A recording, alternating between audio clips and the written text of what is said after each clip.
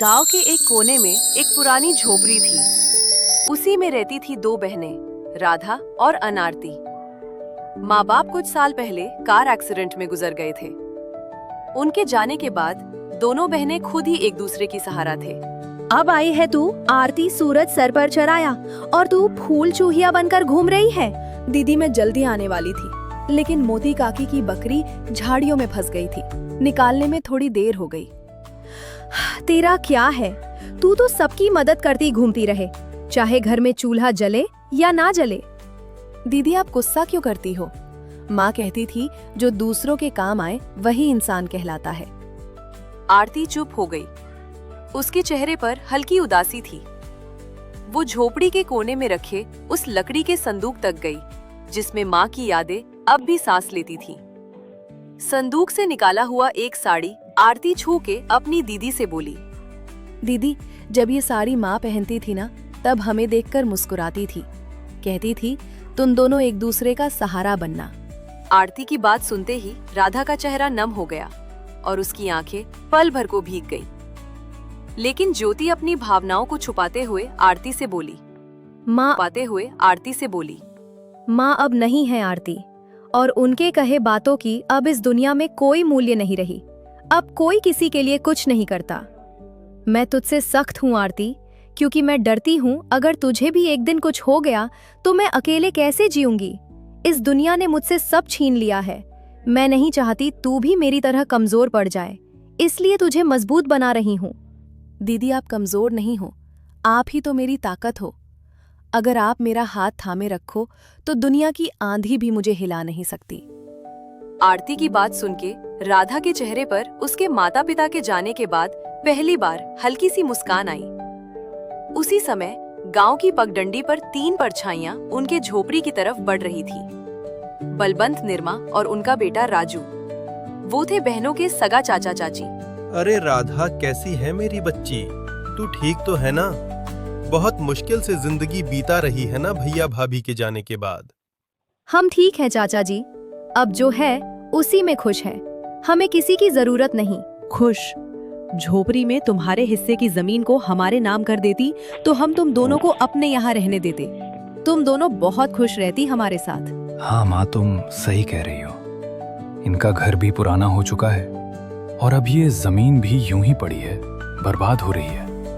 ये सब सुन के राधा की आंखों में आग सी चमक उठी।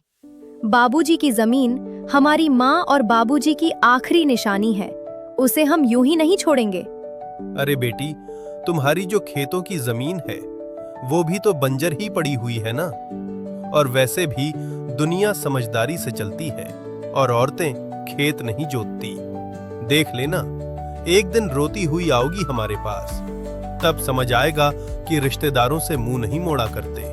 राधा को ये सब सुनाकर तीनों वहाँ से निकल गए, लेकिन वो आरती ये सब घर के अंदर से सुन रही थी। ये सुन के उसका चेहरा उतर गया। दीदी क्या सच में हम अकेले पड़ जाएंगे? वो लोग हमारी जमीन लेना चाहते ना?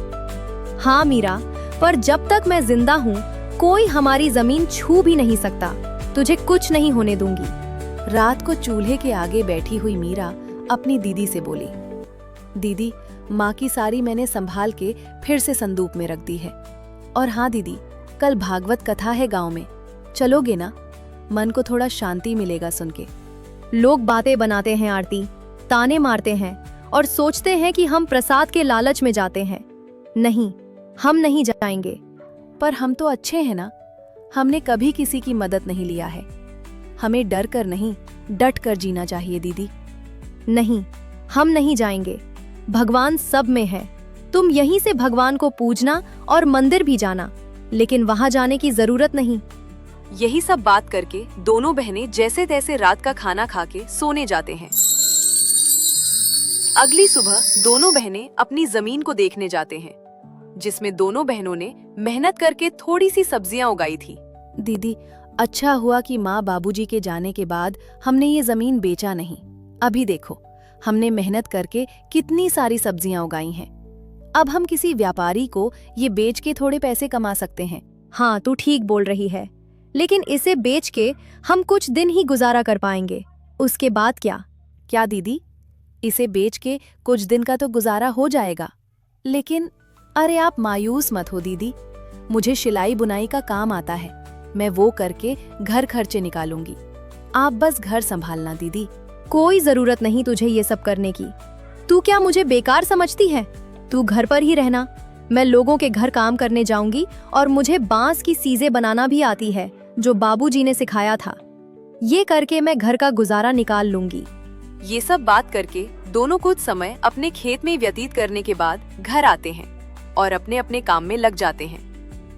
रात को जब दोनों सोने जाते हैं तब दोनों बहनें अपनी मुश्किल भरी जीवन के बारे में एक दूसरे से बात करने लगते हैं। माँ बाबूजी के बिना ये रातें और भी डरावनी लगती हैं, सब कुछ खाली लगता है ना दीदी? हाँ आरती, पर अब हम माँ बाबूजी दोनों की जिम्मेदारी निभा रहे हैं। हमें हार नहीं माननी। ये जमीन, ये घर, सब कुछ उनका दिया हुआ है। हमें इसे बचाना है किसी भी कीमत पर। यही सब तो माँ बाबूजी की यादें हैं। राधा बहुत ही हिम्मती थी। वो तो किसी से मदद भी नहीं लेना चाहती, लेकिन उसे अपनी बहन को लेकर बहुत चिंता होती थी। अगले दिन जब दोनों बहनें खेत पर पहुंची तो देखा कि इस जमीन के बीच एक खूंटी गड़ी हुई थी।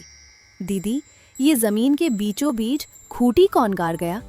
ये तो कल यहाँ नहीं थी और ना ही हमने इसे गाड़ी है। जरूर इसे कोई यहाँ गाड़ गया है।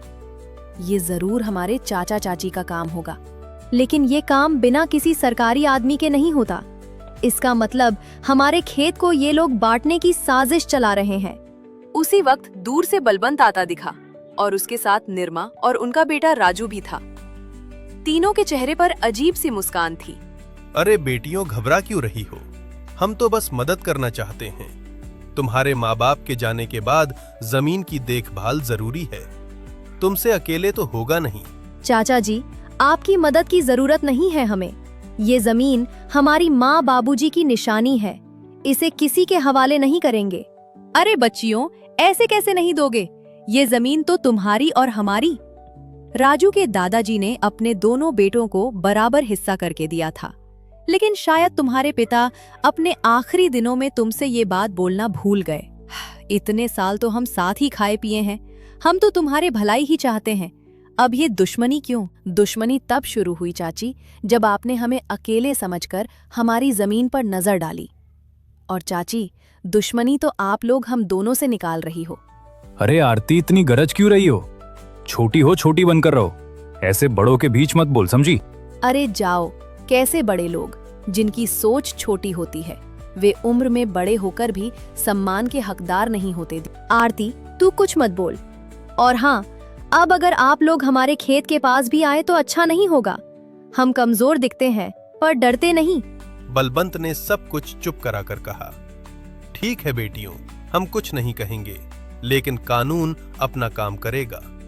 जब जमीन के सरकारी कागजात आएंगे तो देख लेना। जब तुम्हारे नाम नहीं निकलेंगे तो खुद समझ जाओगी कि जमीन किसकी है। तीनों वहां से चले गए। राधा और आरती कुछ देर तक खामोश खड़ी रहीं। क्या वो सच में कागज बदलवा सकते हैं दीदी? कुछ भी कर सकते हैं आरती।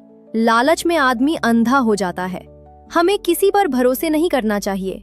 अब हमें बहुत संभाल के रहना पड़ेगा। उसी दोपहर दोनों बहनें सरपंच के पास पहुंची। और 2 के लिए कमेंट करें।